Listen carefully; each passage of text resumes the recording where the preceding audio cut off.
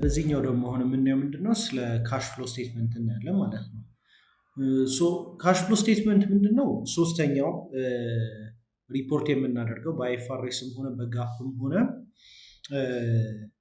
ፋይናንሻል ስቴትመንት ሪፖርት በምናደርግበት ጊዜ ለገቢዎች የመዘጋጀት ያለበት ስታንዳርዱን የጠበቀ የፋይናንስ ሪፖርት ነው ማለት ነው። ካሽ ፍሎ ስቴትመንት ለኢንተርናል ፐርፐዝ እንጠቀማለን፣ ለኤክስተርናል ፐርፐዝ በደንብ ያገለግለናል ማለት ነው። ካሽ ፍሎ ስቴትመንት ወይም ስቴትመንት ኦፍ ካሽ ፍሎ ማለት ሲምፕሊ የአንድ ድርጅት ትክክለኛው የሆነውን የገንዘብ ትራንዛክሽን መኒ ኢን ኤንድ መኒ አውት የዛን የገንዘብ ፍሰት የምንከታተልበት እና ደግሞ የምናሳይበት የሪፖርት አይነት ነው ማለት ነው። ስለዚህ በዳይሬክት ትርጉሙ ከሄደን ካሽ ፍሎ ስቴትመንት ማለት የገንዘብ ፍሰት ሪፖርት ማለት ነው ማለት ነው። የካሽ ፍሎ ስቴትመንት ምንድነው ጥቅሙ? ኮምፕሊመንት ያደርጋቸዋል ኢንካም ስቴትመንትን እና ባላንስ ሺትን። እንዴት ነው ኮምፕሊመንት የሚያደርጋቸው? ያው እንደሚታወቀው ኢንካም ስቴትመንት ሙሉ ለሙሉ ገጽታውን ላይ ነግረን ይችላል የአንድን ካምፓኒ ማለት ነው። ባላንስ ሺትም ሴም ቲንግ የሆነ ፖዚሽን ነው የሚያሳየን እንጂ ሙሉ ለሙሉ ገጽታውን አያሳየንም። ከዛ ካሽ ፍሎ ስቴትመንት ደግሞ ሌላ ፐርስፔክቲቭ ነው የሚሰጠን ማለት ነው። ሌላ ፐርስፔክቲቭ ደግሞ የሚሰጠን እንዴት ነው? ትክክለኛውን የገንዘብ የካሹን ጉዳይ የሚያሳየን የፋይናንሻል ስቴትመንት አይነት ስለሆነ ነው። ይህ ካሽ ፍሎ ስቴትመንት ጥቅሙ ምንድን ነው? አንደኛ ነገር ሊኩዊዲቲያችንን ለመከታተል ማለትም አክቹዋሊ ከጥሬ ገንዘብ አንጻር ምን ያህል ሊኩዊድ ነን፣ ምን ያህል ሄልዚ ነን፣ ምን ያህል ጠንካራ ነን የሚለውን ነገር እናያለን። የኢንቨስትመንት ዲሲዥኖቻችንን ይረዳናል ማለት ነው። ከዛ ባለፈ ደግሞ ለኮምፕላያንስ ይረዳናል። ማለትም ካሽ ፍሎ ስቴትመንት እና ባንክ ስቴትመንታችን ሪፍሌክት መደራረግ አለባቸው። ለሪኮንሲሊሽን ያገለግለናል። ስለዚህ ከታክስ አንጻርም በጣም የሚያገለግለን የሚጠቅመን የፋይናንሻል ስቴትመንት አይነት ነው ማለት ነው። ካሽ ፍሎ ስቴትመንት ላይ ስንገባ ምንድነው አንደኛ ነገር ፕሮፊት እና ካሽን መለየት አለብን ማለት ነው። ፕሮፊት እና ካሽ ሲምፕል ልዩነታቸው ምንድነው? እንግዲህ እንደሚታወቀው ፋይናንስ ላይ ሞደርን ፋይናንስ ላይ አክሩዋል ቤዚስ አካውንቲንግ የሚባል አሰራር አለ። አክሩዋል ቤዚስ አካውንቲንግ ማለት ምንድነው? ከካሽ ቤዚስ ለየት ያደረገ ሁለት አይነት የአካውንቲንግ ሜቶዶች ነው ያሉት፣ አክሩዋል ቤዚስ እና ካሽ ቤዚስ ይባላሉ። አክሩዋል ቤዚስ ማለት ኢንቮይስ ቤዝድ ነው። ስለዚህ ኢንቮይስ ቤዝድ ማለት ያ ትራንዛክሽን ኢንቮይሱ በተቆረጠበት ሰዓት ነው ትራንዛክሽኑ ሀፕን እንዳደረገ ሪከርድ መደረግ ያለበት ማለት ነው። ካሽ ቤዚስ ከሆነ ግን ኢንቮይሱ ዛሬ ተቆረጠ ነገ ተቆረጠ በገንዘቡ እንቅስቃሴ መሰረት ነው የፋይናንሻል ስቴትመንቶቻችን ፕሪፔር የምናደርገው ማለት ነው። ምንድነው የካሽ ፍሎ ስቴትመንት ዋነኛ ጥቅሙ? አሁን አክሩዋል ቤዚስ ስለሆነ አሁን የምንጠቀመው ስታንዳርድ ለኢንተርናል እና ለኤክስተርናል ፐርፐዝ አክሩዋል ቤዚስ ነው ሙሉ ፐርስፔክቲቭ የሚሰጠን። ስለዚህ ካሽ ፍሎ ስቴትመንት አክሩዋል ቤዚስ ቢሆንም የምንጠቀመው ሲስተም ካሽ ፍሎ ስቴትመንቱ ትክክለኛውን የገንዘብ ፍሰታችንን እንዲያሳየን ይረዳናል ማለት ነው። አሁን ለምሳሌ በአክሩዋል ቤዚስ ኢንካም ስቴትመንታችን ከተሰራ ትልቅ ፕሮፊት ሊያሳይ ይችላል ማለት ነው። ነገር ግን ያ ካምፓኒ ካሽ ላይ ኖሮ ይችላል፣ አክቹዋሊ ካሽ ላይ ኖሮ ይችላል፣ ካሽ ላይ ቀር ይችላል ማለት ነው። ስለዚህ እቺን ነገር ዲፈረንሺየት ማድረግ የምንችለው መለያየት የምንችለው በምንድን ነው? በካሽ ፍሎ ስቴትመንት እናሳያለን ማለት ነው። እቺን ማይነር ዴፊኒሽን ማለት ሜጀር የሆነችውን ዴፊኒሽን የምንለይበት አንድ ትልቁ ሜተድ ካሽ ፍሎ ስቴትመንት በመጠቀም ነው ማለት ነው። ለምን ማተር ያደርጋል? ኢንተርናሊ በዋነኝነት አሁን ካየ ነው አንደኛ ነገር ሊኩዊዲቲያችንን እናይበታለን። ሊኩዊዲቲያችንን እናይበታለን ማለት እንግዲህ የሰርቲን ዊክ ካሽ ፍሎ ቴምፕሌት እኛም ዲዛይን ያደረግነውን ኮርሱ ላይ ታገኙታላችሁ። ስለ ሊኩዊዲቲ ደግሞ በደንብ ሰርቲን ዊክ ካሽ ፍሎ ራሱን ሞዴል በ13 ሳምንት ያየንበት አለ፣ ታውቁታላችሁ። ሊኩዊዲቲያችንን እንዴት ነው ኢንሹር የምናደርገው ወይም ሊኩዊዲቲያችን እንዴት ነው የምናረጋግጠው? አንደኛ ነገር ሊኩዊዲቲ ምንድን ነው የሚለውን ነገር በደንብ እንግለጽና እንየው። ሊኩዊዲቲ ማለት የአንድ ድርጅት የገንዘብ አቅም ማለት ነው። ስለዚህ የገንዘብ አቅም ማለት ምንድን ነው? አክቹዋሊ ካሽ አለው ወይ አለ። ሁለተኛ ነገር ደግሞ ቶሎ ያለውን ንብረት ወደ ካሽ መቀየር ይችላሉ የሚለውን ነገርም ደግሞ የምንመዝንበት መንገድ ሊኩዊዲቲ ይባላል ማለት ነው። አንድ ካምፓኒ ሞር ሊኩዊድ ከሆነ የተሻለ ነው። ስለዚህ ሞር ሊኩዊድ ከሆነ የተሻለ ነው ማለት ቶሎ ዲሲዥኖችን ሜክ ለማድረግ ይቀለናል። ያልጠበቅናቸው አይነት እዳዎች ከመጡብን ለመቋቋም ይረዳናል። ከዛ ባለፈ ደግሞ ሁሌም የካምፓኒያችን ኦፕሬሽን ስሙዝ ሆኖ እንዲሄድ ይረዳናል ማለት ነው። ስለዚህ ሁሌም አንድ ካምፓኒ ውስጥ ዘሞር ሊኩዊድ በሆነን ቁጥር የተሻለ ነው ማለት ነው። ስለዚህ ካሽ ፍሎ ስቴትመንታችን እና ካሽ ፍሎችን ኦቨሮል ምናችንን ያረጋግጥልናል? ሊኩዊዲቲያችንን ያረጋግጥልናል። ማለትም ሬንት የምንከፍልበትን አቅማችንን ያሳየናል። ለሰፕላየሮቻችን አካውንትስ ፔብል ካለብን እሱን የምንከፍልበትን አቅማችንን ያሳየናል። ደሞዝ በጊዜ መክፈል እንችላለን አንችልም የሚለውን ነገር ለማሳየት ይረዳናል ማለት ነው። ሊኩዊዲቲ ማለት እሱ ነው። ሁለተኛው ደግሞ ምንድነው? ሰርቫይቫል ላይ ደግሞ ይረዳናል። ይሄ ምንድን ነው የሚለው ፕሮፊታብል ቢዝነስ ስቲል ፌል ዊዛውት ካሽ። ስለዚህ ይህ ምን ማለት ነው? አሁን ለምሳሌ አንዳንድ የቢዝነስ ኔቸሮች አሁን ይሄ ላይ ማኒፋክቸሪንግ ላይ እና ሆልሴል ላይ በጣም የሚገጥም ኬዝ ነው ይሄ ማለት ነው። እንግዲህ አንድ ሰው ጅምላ አከፋፋይ ነኝ ካለ ወይም ደግሞ ማኒፋክቸሪንግ ላይ ነኝ ካለ አውቶማቲካሊ የምናስበው እንግዲህ በጣም አትራፊ ስራ ላይ እንዳለን አይደለም። በእርግጥ አትራፊ ስራ ላይ ነው ያለው። ነገር ግን እንደዚህ አይነት ቢዝነሶች የበልክ ካሽ እንቅስቃሴ ያላቸው ቢዝነሶች በጣም አትራፊ ቢሆኑ በጣም ጥንቃቄ ይጠይቃሉ። ካሻችንን ፕሮፐርሊ ማኔጅ ማድረግ አለብን። ሁሌም ገንዘብ ስለገባ የኛ ነው ማለት አይደለም። በስርዓት ማኔጅ ማድረግ አለብን። ሁሌ ደግሞ ገንዘብ ስናስወጣ በትክክል ነው ማኔጅ አድርገን ማስወጣት አለብን። ቢኮዝ ሞመንቶች ይኖራሉ ስራ የሚቀዘቅዙበት የመሳሰሉት ነገር። እዛ ሰዓት ላይ በሴልሳችን ዲፔንድ በማናደርግበት ሰዓት እና በፕሮፊታችን 100% ዲፔንድ በማናደርግበት ሰዓት ላይ በካሻችን ነው ዲፔንድ የምናደርገው ማለት ነው። ምክንያቱም ካሻችን ነው ሰርቫይቭ እንድናደርግ የሚረዳል። ስለዚህ ሁሌም ሞር ካሽ ያላቸው ቢዝነሶች ሞር ሰክሰስፉል የሚሆንበት ቻንስ ይሰፋል ማለት ነው። ፕሮፊታብል ቢዝነሶች ፌል የሚያደርጉት ያለ ካሽ ለዛ ነው። በጣም አትራፊ ጥሩ ይሰሩና ለምሳሌ ፎር 3 ወሮች በጣም በአሪፍ ፕሮፊት ይሰራሉ። በደንብ ኮሌክት ያደርጋሉ፣ ገንዘባቸውን ይሰራሉ። ከዛም በኋላ በቂ ካሽ ሳያጠራቅሙ ሜይ ቢ 90% ኦፍ ዜር ሴልስ በክሬዲት ነው የሰጡት ይባላል። ስለዚህ 10% ብቻ ነው በካሽ ኮሌክት ያደረጉት። ያቺ 90% በክሬዲት የሰጧት ደግሞ በተለያየ ምክንያት ዲሌ ሊሆን ይችላል ያ ክፍያቸው ማለት ነው። አሁን ሪል ላይፍ ኤግዛምፕሎች ምን ይፈጠራሉ? እንደዚህ አይነት ነገር ላይ ደሞዝ ይመጣል፣ ወይም ደግሞ ሬንት መክፈል ይመጣል፣ ወይም ደግሞ እነሱ በክሬዲት የተቀበሉት ነገሮች መከፈያቸው ጊዜ ይደርሳል ማለት ነው። እዛ ሰዓት ላይ ምን ያደርጋሉ? አላስፈላጊ ብድር ውስጥ ሊገቡ ይችላሉ፣ ንብረታቸውን ሊሸጡ ይችላሉ። ኦቨሮል የቢዝነሱን ስሙዝ የሆነውን ኦፕሬሽን ያልጠበቀውን አይነት አካሄድ እንዲሄድ ይገደዳሉ ማለት ነው። ስለዚህ ካሽ ሁሌም በጣም ሰስቴን የሚያስደርገን ነገር ነው። ሰርቫይቭ እንዲያስደርገን የሚረዳን ነገር ካሽ ነው ማለት ነው። ስለዚህ የካሽ ፍሎ ስቴትመንት ሁለተኛው ጥቅም ምንድነው? ሰርቫይቫል። ሶስተኛ ደግሞ ምንድነው? ፕላኒንግ ላይ ደግሞ ይረዳናል። ፕላኒንግ ደግሞ ምን ማለት ነው? ዝም ብለን ያለ ምንም ስትራቴጂ መንቀሳቀስ የለብንም። አሁን ለምሳሌ መኪና የምንገዛ ከሆነ መኪና ዝም ብሎ ገንዘብ ስላለ ብቻ መኪና ይገዛል። መኪናው ምን ይዞ ነው የሚመጣው? ምን አይነት ሪተርን ነው ያለው? ትክክለኛ ኢንቨስትመንት ነው ወይ የሚለውን ነገር ማየት አለብን። ከዛም ባለፈ ደግሞ ይህንን መኪናስ መግዛት ደግሞ አፎርድ እናደርጋለን ወይ አክቹዋሊ የሚለውንም ነገር ማየት አለብን ማለት ነው። ትክክለኛ የካሽ ፍሎ ስለ ካሽ ፍሎ እና ስለ ካሽ ፍሎ ስቴትመንት በደንብ በተረዳን ቁጥር ፕላኒንጋችን ላይ ሞር አኪሬት እንሆናለን ማለት ነው። አሁን ብዙ ቢዝነሶች ምን ይሳሳታሉ?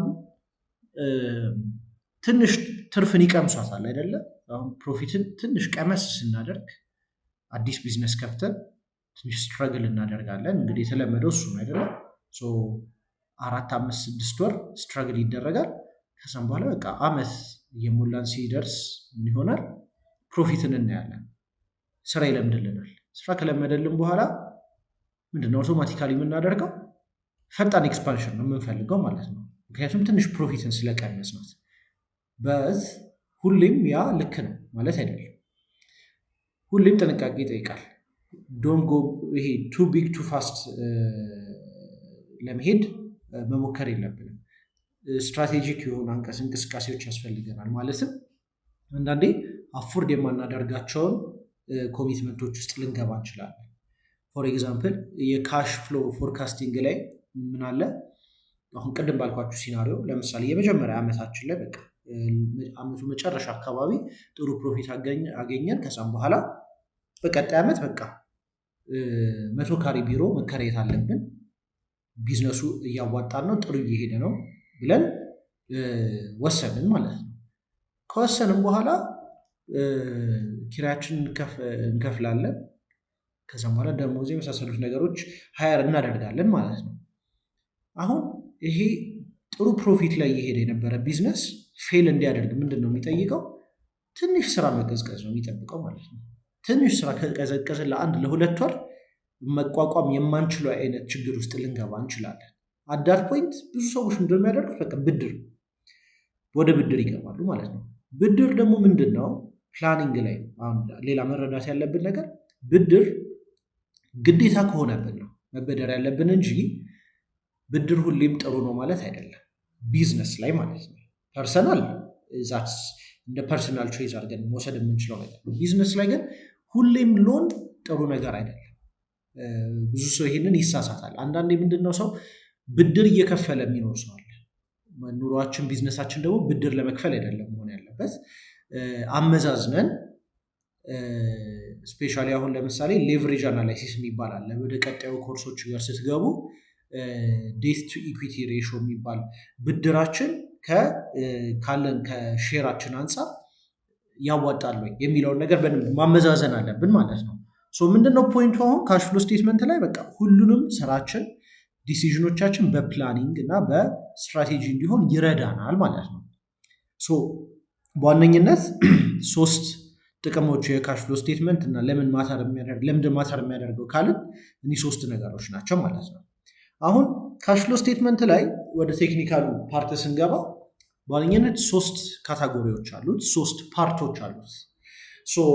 ካሽፍሎ ፍሮም ኦፕሬቲንግ አክቲቪቲ አለ፣ ካሽፍሎ ፍሮም ኢንቨስቲንግ አክቲቪቲ አለ፣ ሶስተኛ ደግሞ ካሽፍሎ ፍሮም ፋይናንሲንግ አክቲቪቲ አለ ማለት ነው። እዚህ ጋር እንደምታዩት አሁን ምንድን ናቸው እነዚህ ብለን ካየን ከኦፕሬቲንግ አክቲቪቲ እንጀምር። ቤዚክሊ ካሽ 3 ገጽታዎችን ያሉት በ3 መንገድ ብቻ ነው አንድ ቢዝነስ ውስጥ ሊኖር የሚችል የሚለውን ኮንሰፕት ነው 3 ይሄን ሎጂክ የያዛቸው ማለት ነው። አንድ በአንድ ስናየው ፈርስት ዋን ኦፕሬቲንግ አክቲቪቲ ወይም ካሽፍሎ ፍሮም ኦፕሬቲንግ አክቲቪቲስ በሚል እንያዘው ማለት ነው። ካሽፍሎ ፍሮም ኦፕሬቲንግ አክቲቪቲ ማለት የድርጅቱ የዕለት ተዕለት በድርጅቱ እንቅስቃሴ ወይም በቢዝነስ አክቲቪቲዎች ጀነሬት የሚደረጉ ካሽ እና የሚወጡት ካሾች ናቸው ማለት ነው። ስለዚህ ቤዚክሊ ምን ማለት ነው? ይሄ ለድርጅቱ እንቅስቃሴ የምናወጣቸው ወጪዎች ምንድን ናቸው? ኮስቶች ሊሆኑ ይችላሉ እና ደግሞ ጀነራል ኤክስፔንሶች ሊሆኑ ይችላሉ፣ ኦር አድሚኒስትሬቲቭ ኤክስፔንሶች የምንላቸው ማለት ነው። ይሄ እንደ ወጪ የምናስባቸው ናቸው። እንደ ገቢ ደግሞ ዴይ ቱ ዴይ ያለው ኦፕሬሽን ምንድን ነው? ሴልስ ነው ሊኖር የሚችለው አይደለም። ስለዚህ ካሽፍሎ ፍሮም ኦፕሬቲንግ አክቲቪቲ ምን አለው? ኢንፍሎ አለው which is collection from customers አለ። ከዛም በኋላ አዘር ኦፕሬቲንግ ኢንካሞች ካሉ፣ ከዛ ደግሞ ይሄ በቫት እና በዊዝሆልዲንግ ደግሞ ሪፈንዶች ካሉ፣ ይሄ ተመላሾች ካሉ አንዳንዴ አፕላይ የሚያደርግ ከሆነ ማለት ነው እኛ ጋር። ኦፕሬቲንግ አክቲቪቲ ላይ ቤዚክ ኢንፍሎዎቹ እነሱ ናቸው። ከዛም በኋላ ጀነራል አውትፍሎዎቹ ምንድን ናቸው? ፔመንት ቱ ሰፕላየርስ ኤንድ ኢምፕሎይስ፣ አካውንት ፔብሎቻችን ለኢምፕሎዮች ለሳላሪ የምንከፍለው የመሳሰሉት ነገሮች አውትፍሎ ላይ ይካተታሉ ማለት ነው። ከዛ ሬንት፣ ዩቲሊቲ የመሳሰሉት ነገሮች ደግሞ የድርጅቱ ዴይ ቱ ዴይ ኦፕሬሽን ላይ ያሉ ነገሮች ናቸው።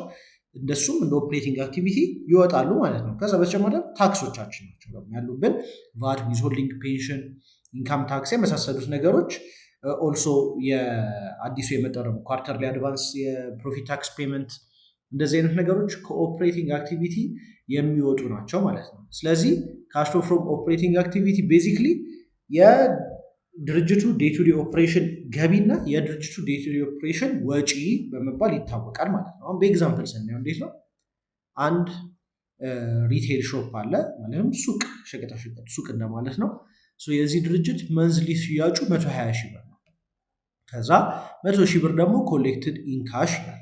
20 ሺህ ብር ደግሞ ሪሲቨብል ፍሮም ከስተመርስ። አሁን ለሰፕላየሮቹ 70 ሺህ ከፍሏል። ከዛ ለስታፍ ሰለሪ 20 ሺህ ከፍሏል። ከዛም በኋላ ሬንት እና ዩቲሊቲ ደግሞ 10 ሺህ ከፍሏል ማለት ነው። ቫት ሪሚትድ ደግሞ 5 ሺህ ነው። አሁን ቶታል አውትፍሎ እዚህ ጋር ከደመር ነው እንዴት ነው?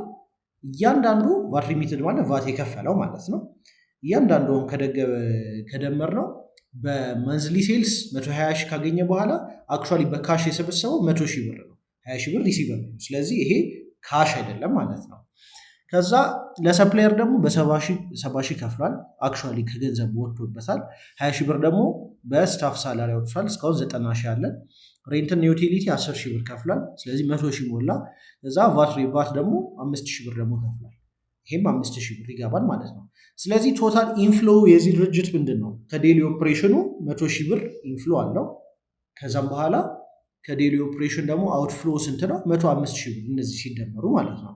ስለዚህ ኔት የኦፕሬቲንግ ካሽ ፍሎ ወይም ደግሞ ኔት ካሽ ፍሎ ፍሮም ኦፕሬቲንግ አክቲቪቲስ ኦር ኔት ሲኤፍኦ በመባል ይታወቃል። ማይነስ 5 ሺህ ነው ማለት ነው። አሁን ለምሳሌ አሁን እቺ ኤግዛምፕል ላይ ምንድን ነው ማየት ያለብን? በቡኩ ማለትም በአክሩዋል ቤዚስ አካውንቲንግ ይሄ ድርጅት አክቹዋሊ አትርፏል በቡኩ ማለት ነው። ለምን? 120 ሺህ ብር ሽያጭ አለው። ከዛም በኋላ ሌሎቹ እንዳለ ወጪዎቹ ከተደመሩ በኋላ 105 ሺህ ብር ናቸው። ስለዚህ 15 ሺህ ብር አትርፏል የሚለው። አክቹዋሊ ግን በካሽ ካሰብነው 5 ሺህ ብር ማይነስ ላይ ነው ያለው። ስለዚህ ይሄ ምን አሳየን? ይሄ ድርጅት ፕሮፊቲንግ ነው፣ ግን ኮሌክሽን ላይ ትንሽ ፕሮብለም እንዳለባት ትንሽ ያሳየናል ማለት ነው። ስለዚህ ካሽ ፍሎ ፍሮም ኦፕሬቲንግ አክቲቪቲስ ቤዚክ ኮንሰፕቱ ይሄ ነው። ኢንፍሎ አለ፣ አውትፍሎ አለ። ይህንን ደግሞ በየወሩ በየሳምንቱ የድርጅታችንን እያመዛዘንን የምንቀጥለውና የምንገመግመው ነገር ይሆናል ማለት ነው። ሁለተኛው ምንድን ነው? ኢንቨስቲንግ አክቲቪቲስ ደግሞ በመባል ይታወቃል። ካሽ ፍሎ ፍሮም ኢንቨስቲንግ አክቲቪቲ ቤዚክሊ ምንድን ነው? የአንድ ድርጅት ንብረት በመሸጥ ወይም ደግሞ ንብረት በመግዛት የሚታየው የገንዘብ እንቅስቃሴ ነው ማለት ነው። መሬት ልንገዛ እንችላለን፣ መኪና ልንገዛ እንችላለን፣ ፈርኒቸር፣ ኮምፒውተር፣ ኢቭን የድርጅት ስልክ ሊሆን ይችላል። እንደዚህ አይነት ነገሮች ምንድናቸው? ኢንቨስትመንት ናቸው አይደለም? አሴት ላይ ስናውል ዛትስ ኢንቨስትመንት። ስለዚህ በድርጅቱ ገንዘብ ስለሆነ እኒህ ንብረቶች ደግሞ የሚገዙት እኒህ ገንዘቦች ሲወጡ እንደ ኢንቨስቲንግ አክቲቪቲ አውትፍሎ ሆነው ወጪ ሆነው ይታያሉ ማለት ነው። ከዛ አንዳንዴ ደግሞ ድርጅታችን ውስጥ የሚያስፈልገን ንብረት ሊሆን ይችላል። ኦር ደግሞ ድርጅታችን የካሽ እጥረት ኖሮት ደግሞ ይችላል። እዛ ሰዓት ላይ ምን ይኖራል? ንብረታችንን እንሸጣለን። ንብረታችንን ስንሸጥ ደግሞ የሚገባው ገንዘብ የኢንቨስቲንግ አክቲቪቲ ኢንፍሎ ሆኖ ይመዘገባል ማለት ነው። ቤዚክሊ ይህንን ነው። አሁን በኤግዛምፕል ስናይ ምንድነው? ማኒፋክቸሪንግ ቢዝነስ ነው ኬዙ። ኤክስፓንዲንግ ፕሮዳክሽን ካፓሲቲ ያለው ቦት ኒው ማሽነሪ፣ አዲስ ማሽን በ1.5 ሚሊዮን ብር ገዛ። ከዛ ሶልድ ኦልድ ዴሊቨሪ ትራክ፣ ያረጀ የዴሊቨሪ መኪና ደግሞ በ200 ሺህ ብር ሸጠ ማለት ነው። አሁን ይሄኛውን ካየ ነው ምንድን ነው? ቦት ኒው ማሽነሪ በ1.5 ሚሊዮን ብር አውትፍሎ ፍሮም ኢንቨስቲንግ አክቲቪቲ አውትፍሎ ሆኗል፣ ወጥቷል ማለት ነው። ስለዚህ 1.5 ሚሊዮን በዚህ እናስቀምጣለን። ከዛ ኢንፍሎ ደግሞ 200 ሺህ ብር ይላል። አሁን 200 ሺህ ብር እንዴት ነው የገባው? ሽያጭ አይደለም፣ ከኢንቨስቲንግ አክቲቪቲ ነው። ቢካዝ ንብረት ስለሆነ የሸጠው ማለት ነው። ስለዚህ ኔት ካሽ ፍሎ ፍሮም ኢንቨስቲንግ አክቲቪቲ ማይነስ 1.3 ሚሊዮን ይላል ማለት ነው። አሁን ኢንቨስቲንግ አክቲቪቲ ላይ አንድ መረዳት ያለብን ምንድን ነው? ፖዘቲቭ ከሆነ ሞስት ፕሮባብሊ ያ ድርጅት ስትረግል እያደረገ ነው ማለት ነው። አሁን ለምሳሌ ኦፕሬቲንግ አክቲቪቲ ላይ ፖዘቲቭ ከሆነ ጥሩ ነው፣ ምክንያቱም የምናስገባው እየበዛ ነው ከምናስወጣው ማለት ነው። ስለዚህ ኢዝ ኦልዌይስ ጉድ። ስለዚህ አሁን ኦፕሬቲንግ አክቲቪቲ ሁሌ መፈለግ ያለብን ምንድነው? ፖዘቲቭ ዋና ማውጣት ያለብን፣ በየሳምንቱ ኢንፍሎችን መብለጥ አለበት። እዚህ ላይ ግን ስንመጣ ኢንፍሎችን ማነስ ነው ያለበት። ቢኮዝ ንብረት ሞር እየሸጠ ከሆነ አንድ ድርጅት ሞስት ፕሮባብሊ ስትራግል እያደረገ የካሽ እጥረት አለው ማለት ነው። አት ደ ሴም ታይም ደግሞ በኢንቨስቲንግ አክቲቪቲ ገንዘብ እየወጣ ከሆነ ይሄ ድርጅት ኤክስፓንድ እያደረገ ነው ማለት ነው። ሶ የመስፋፋት ምልክት ነው። ስለዚህ ሁሌም ኢንቨስቲንግ አክቲቪቲያችን ላይ ሄልዚ የሆነ ኔጌቲቭ መፈለግ አለብን ማለት ነው። ሶስተኛው ደግሞ ምንድን ነው? ፋይናንሲንግ አክቲቪቲ ደግሞ የሚባል አለ። አሁን ካሽ ፍሎ ፍሮም ፋይናንሲንግ አክቲቪቲ ምን ማለት ነው? የአንድ ድርጅት የገንዘብ ፍሰት ሆኖ ነገር ግን ይህ ገንዘብ ፍሰት በብድር ጉዳዮች የሚንቀሳቀሰው የድርጅቱ ገቢና ወጪ ብቻ ነው። ስለዚህ ብድር ስንበደር እና ብድር ሲፈቀድልን የካሽ ፍሎ ፍሮም ፋይናንሲንግ አክቲቪቲ ኢንፍሎ ይሆናል ማለት ነው። ከዛ ውጭ ደግሞ ፋይናንሲንግ አክቲቪቲ ላይ ምን ሊኖር ይችላል? ኦነሮች ኮንትሪቢዩሽን ሲያደርጉ ወይም ደግሞ ኦነሮች እንትን ሲያደርጉ ለካምፓኒያቸው ሲያበድሩ ኢንፍሎ ሆኖ ይታያል ማለት ነው። ከዛ አውትፍሎ ላይ ደግሞ ምን ሊኖር ይችላል? ፋይናንሲንግ አክቲቪቲ ላይ የሎን ሪፔመንቶች አሉ። ማለትም አሁን ብድር ተፈቀደልን፣ ከዛ በየወሩ ደግሞ እንከፍላለን አይደለ? ስለዚህ ያቺን እንደ አውትፍሎ እንይዛታለን ማለት ነው። ኢንተረስት ኤክስፔንሶቻችን በአውትፍሎ በፋይናንሲንግ አክቲቪቲ ይወጣሉ ማለት ነው። ከዛ ውጭ ደግሞ የኦነሮች ዊዝድሮዋሎች፣ ዲቪደንዶች የመሳሰሉት ነገሮች ደግሞ ፋይናንሲንግ አክቲቪቲ ላይ አውትፍሎ ሆኖ ይታያሉ ማለት ነው። ስለዚህ በዋነኝነት ፋይናንሲንግ አክቲቪቲ ላይ ከብድር ጋር እና ከካፒታል ጋር የሚያያዙ የካፒታል ብድር ላይ የሚያያዙ የድርጅታችን ገቢና ወጪ ካሽ ፍሎ ፍሮም ፋይናንሲንግ አክቲቪቲ ላይ ይካተታል ማለት ነው። አሁን ለምሳሌ በኤግዛምፕል አሁን እዚህ ጋር ካየ ነው የሶል ፕሮፕራይተርሺፕ ካምፓኒ ነው። ካሽ ያስፈልጓል ኤክስፓንድ ለማድረግ። ስለዚህ ቱክ ኒው ባንክ ሎን 500 ሺህ ብር ብድር ተበደረ ማለት ነው። ዛ ኦነር ዊዝድሩ 100 ሺህ ብር ፎር ፐርሰናል ዩዝ። አሁን 100 ሺህ ብር ዊዝድሩ አላደረገ። ከዛ ሪፔድ አን ኦልድ ሎን 150 ሺህ ብር ማለት ነው። ስለዚህ አሁን የዚህ ድርጅት የዚህ ሶል ፕሮፕራይተርሺፕ የፋይናንሲንግ አክቲቪቲ ኢንፍሎ ስንት ነው? 500 ሺህ ብር ነው የገባው ገንዘብ እሱ ነው ማለት ነው። ከዛ ውጭ ያሉት ፋይናንሲንግ አክቲቪቲዎች አውትፍሎዎች ናቸው። ምክንያቱም 100 ሺህ ብር በብድር መልክ ወሰደ። ከዛም በኋላ የድሮም ብድሩን ደግሞ 150 ሺህ ብር አወጣ ማለት ነው። ስለዚህ ኢንፍሎ 500 ሺህ አውትፍሎ ደግሞ 250 ሺህ። ስለዚህ ኔት ካሽ ፍሎ ፍሮም ፋይናንሲንግ አክቲቪቲ ስንት ሆነ? 250 ሺህ ብር ነው ማለት ነው። ስለዚህ ካሽ ፍሎ ፍሮም ፋይናንሲንግ አክቲቪቲ ይህንን ይመስላል። አሁን እኒህን 3 የፋይናንሻል የካሽ ፍሎ ስቴትመንት ካታጎሪዎችን ኢንተግሬት አድርገን ስናያቸው አሁን የአንድ ካፌ ኦፕሬቲንግ አክቲቪቲ መጀመሪያ ስቴፖች አሉት። ማለትም ኮኦፕሬቲንግ ነው ሁሌ መጀመሪያ ያለብን። ኢንቨስቲንግ እና ፋይናንሲንግ ላይ መቀየር እንችላለን ቦታውን ማለት ነው። አሁን ኦፕሬቲንግ አክቲቪቲ ላይ ስንሄድ አሁን ይሄኛው ባይዘው አንድ መረዳት ያለብን ይሄ የካሽ ፍሎ ስቴትመንት ኢሉስትሬሽን በአይኤስ 7 ማለትም በአዲሱ የአይኤፍአርኤስ ሌተስት አይኤፍአርኤስ የአይኤስ 7 ወይም ካሽ ፍሎ ስቴትመንትስ በሚለው መሰረት ነው ይሄን የተሰራው ማለት ነው። ሶ ኦፕሬቲንግ አክቲቪቲ ላይ አሁን ከመጣን የዚህ ካፌ የአንድ ወር ሊሆን ይችላል። የአንድ ወር ብለን ኮንሲደር እናድርገው። ስለዚህ ካሽ ሴልሱ በዚህ አንድ ወር ውስጥ 200 ሺህ ብር ነው። ከዛም በኋላ ፔድ ሰፕላይስ ዌጅስ ሬንት እና ቫት 150 ሺህ ብር ደግሞ አውጥቷል ማለት ነው። ስለዚህ ኔት ሲኤፍኦ 50 ሺህ ብር ፖዚቲቭ ነው which is good። ከዛ ኢንቨስቲንግ አክቲቪቲ ላይ ደግሞ ቦት ኤስፕሬሶ ማሽን በ30 ሺህ ብር ሌላ የሸጠው ነገር የለም። ስለዚህ ኔት ኢንቨስቲንግ አክቲቪቲው ደግሞ ማይነስ 30 ሺህ ነው it's good እያስፋፋ ነው ማለት ነው። ከዛ ፋይናንሲንግ አክቲቪቲ ላይ ደግሞ ምንድነው ቱክ ኒው ሎን ማለትም ብድር ተበድሯል 40 ሺህ ብር። ከዛ ኦልድ ሎን ደግሞ 10 ሺህ ብር ደግሞ ሪፔይ አድርጓል። ስለዚህ ኔት ካሽ ፍሎ ፍሮም ፋይናንሲንግ ደግሞ ፕላስ 30 ሺህ ነው ማለት ነው። ስለዚህ አሁን ቺንስ እንደማመራር ስንት ትሆናለች? 50 ሺህ ብር በዚህ አንድ ወር ውስጥ ፖዚቲቭ ሆኖ ነው የጨረሰው ማለት ነው። ይሄው በጣም ጥሩ ፐርፎርማንስ ነው ለዚህ ካፌ ቢኮዝ ኦፕሬቲንግ አክቲቪቲው ፖዚቲቭ ነው፣ ኢንቨስቲንግ አክቲቪቲው ኔጌቲቭ ነው ተስፋፍቷል። ፋይናንሲንግ አክቲቪቲው ደግሞ በጊዜው ሎንም አግኝቷል which is good። ከዛ በጊዜው ደግሞ ያለበትን ሎን ደግሞ ከፍሏል ማለት ነው። ስለዚህ ኦፕኒንግ ባላንሱ 100 ሺህ ብር ከነበረ ክሎዚንግ ባላንሱ 150 ሺህ ብር ሆኖ የሚጨርሰው ማለት ነው። ይሄ አሁን የራሳችሁ ድርጅት ላይ ይሄንን አፕላይ አድርጋችሁ መንዝ ባይ መንዝ ሲምፕል እያቀናነስን ብቻ ይሄኛው ዳይሬክት ሜቶድ ኦፍ ካሽ ፍሎ በመባል የሚታወቀው እቺን ሜቶድ በመጠቀም የድርጅታችሁን ትሩ እንቅስቃሴ መገምገም እንችላለን ማለት ነው። አሁን ምንድነው ዳይሬክት እና ኢንዳይሬክት ሜተድ የሚባለውን ትንሽ ግልጽ ላድርግላችሁ። ቢኮዝ ሁሉም ካሽ ፍሎ ስቴትመንት ይሄንን ላይ መስል ይችላል። ምክንያቱም ደግሞ ልንገራችሁ። አሁን IAS 7 ማለት የIFRS ሌተስት የካሽ ፍሎ ስቴትመንት አቀማመጥ ስልት ሆኖ የተነገረ ነው ማለት ነው።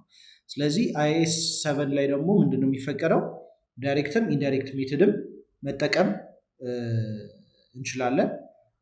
ፕሬዘንቴሽኑ የተለያየ ነው የሚሆነው ማለት ነው። በዋነኝነት ልዩነቱ ምንድነው? ኦፕሬቲንግ አክቲቪቲ ላይ አቀማመጡ ትንሽ ዲፍረንስ ይኖራታል ማለት ነው። አሁን ከዛ ውጭ ምንድነው ዳይሬክት ሜተድ ላይ ምንድነው አሁን እቺ ሲምፕል ሆነች እዚች ጋር አሁን ዳይሬክት ሜተድ ነው የምትባለው ቢካዝ ትክክለኛውን የካሽ ሪሲቶችን በመጠቀም ነው የዳይሬክት ሜተድ ላይ የምንጠቀመው ማለት ነው ፕሬዘንት ስናደርግ። ስለዚህ በዋነኝነት ምንድነው ያለው ካሽ የተሰበሰበው ካሽ፣ የተከፈለው ታክስ፣ ለሰፕላየሮች የከፈልነው እና ደግሞ ለኢምፕሎዮች የከፈልነው እነሱን በማቀናነስ ሲምፕል በሆነ መንገድ ነው ካሽ ፍሎ ስቴትመንታችን የምናስቀምጠው ማለት ነው። ሶ IAS 7 ላይ ዳይሬክት ሜተድ ለማን ነው በዋነኝነት ሪፍሌክት ማድረግ ያለበት? ለአካውንታንት ላልሆኑ ሰዎች ማለትም ለኢንተርናል ፐርፐዝ እንደ ቢዝነስ ኦነር ዳይሬክት ሜተድ ነው መጠቀም ያለብን ማለት ነው። አሁን ኢንዳይሬክት ሜተድ ላይ ደግሞ ስንመጣ ምንድነው አጀስትመንቶች ይኖራሉ። አጀስትመንቶች ምንድነው የሚኖሩት? አሁን ለምሳሌ የወርኪንግ ካፒታል ቼንጆች፣ አሁን ለምሳሌ አመታዊ ላይ ዲክሌር ካደረጋችሁ ምናልባት የቼንጀስ ኢን ወርኪንግ ካፒታል፣ ዲፕሪሺዬሽን፣ የኔት ፕሮፊት የመሳሰሉ ነገሮችን ቴክኒካል በሆነ መንገድ ያስቀምጣሉ አካውንታንቶቻችሁ ማለት ነው። ይሄ ለምንድን ነው? የኢንዳይሬክት ሜተድን አፕላይ ያደረጉ ስለሆነ። አሁን ለምሳሌ ዳይሬክት ሜተድ ኤግዛምፕል እዚህ ጋር ካየ ነው ሲምፕል ካሽ ሪሲቭዱን አስቀመጥን 500,000 ከዛም በኋላ የከፈልነውን ካሽ ቀነስን። በቅንፍ ከሆነ ያው ሁሌም ማይነስ ማለት ነው። ከዛም በኋላ ሳላሪያችንን ቀነስን፣ ሬንታችንን ቀነስን፣ ታክሳችንን ቀነስን። ቀሪውን በቃ ሲምፕል ፕላስ እና ማይነስ ማድረግ ይቻላል። እዚህ ኔት ካሽ ፍሮም ኦፕሬሽንስ እዚህ ጋር 20,000 ብሎ ያስቀምጥልናል ማለት ነው። አሁን ትክክለኛውን ፒክቸር ሲምፕል አድርጎ ነው የሚያስቀምጠው፣ ዳይሬክት አድርጎ ነው የሚያስቀምጠው ማለት ነው። ኢንዳይሬክት ላይ ደግሞ እዚህ ጋር ካየን ራሱ ሪቴል ሾፕ ነው። ኔት ፕሮፊቱ 70,000 ብር ይላል። ከዛም በኋላ ዲፕሪሺዬሽኑን ይቀንሳል። ከዛም በኋላ ኢንክሪዝ ኢን ሪሲቨብልስ፣ ሪሲቨብሉን ደግሞ ኢንክሪዝ ያደርገዋል። ኢንቬንቶሪውን ኢንክሪዝ ያደርገዋል። ኢንክሪዝ ኢን ፔየብልስ። አሁን ትንሽ ኮምፕሌክስ ነች ለመረዳት፣ ግን ምንድነው ዘ ኦንሊ ዲፍረንስ ቴክኒካል የሆኑትን ነገሮች አድ ያደርግበታል ማለት ነው። አሁን ይሄኛው ሁለት የፋይናንስ ፕሮፌሽናሎች ሊግባቡበት የሚችሉበት መንገድ ነው። ግን አንድ ፋይናንስ ፕሮፌሽናል እና አንድ የድርጅት ባለቤት ኢንዳይሬክት ሜተድ ኦፍ ካሽ ፍሎን ሼር ማድረግ የለባቸው። አንድ አካውንታንት ዳይሬክት ሜተድን ነው ለማኔጅመንት ፕሬዘንት ሲያደርግ መጠቀም ያለበት። ዛርሴም አካውንታንት ግን ለገቢዎች ወይም ደግሞ ለኦዲተሮች ካሽ ፍሎ ስቴትመንቱን በሚሰራበት ጊዜ ኢንዳይሬክት ሜተድ ነው መጠቀም ያለበት ማለት ነው። ሶ ኮምፔር ስናደርገው ፋይናሊ ምንድን ነው ዳይሬክት ሜተድ ሲምፕል ቱ ሪድ፣ ሾስ አክቹዋል ሪሲትስ ኤንድ ፔመንትስ፣ ፌቨርድ ባይ ማኔጀርስ ኤንድ ኦነርስ። ቀላል ነው ለማንበብ፣ ትክክለኛ ደረሰኞችን በመጠቀም ነው የሚሰራው። ለማናጀሮች እና ለኦነሮች ደግሞ ፌቨረብል ነው ማለት ነው። ኢንዳይሬክት ሜተድ ደግሞ ምንድን ነው? ኔት ፕሮፊታችንን እና ካሽፍሏችንን ኮምባይን ያደርጋል። ለአካውንቲንግ ፕሮፌሽናሎች እና ለኦዲተሮች ደግሞ ፌቨር ይደረጋል ማለት ነው። ሶ የካሽ ፍሎ ስቴትመንት በዋነኝነት ይህንን ይመስላል። 13 ዊክ ካሽ ፍሎን ደግሞ በደንብ ካያችሁ ዳይሬክት ሜተድን እንዴት አፕላይ እንደምናደርግ እዛ ላይ በቴምፕሌት መሰረት ታዩታላችሁ። ትክክለኛውን የካሽ ፍሎ ስቴትመንት ቴምፕሌት ደግሞ እዚሁ መጠቀም ትችላላችሁ።